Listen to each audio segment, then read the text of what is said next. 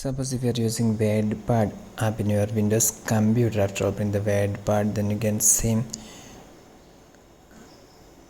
if I am going to type a text here. For example, I am going to type here hello.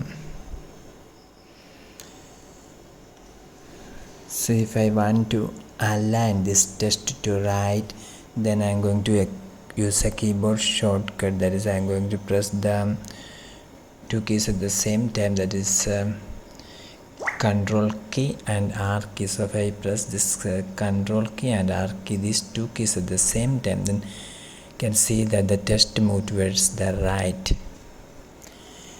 And suppose if I want to change it back to left, then I must press these two keys, the Control key and L key. So if I press the Control key and L key, then you can see that the text aligns towards left now of this video. See for more videos, subscribe. Thank you.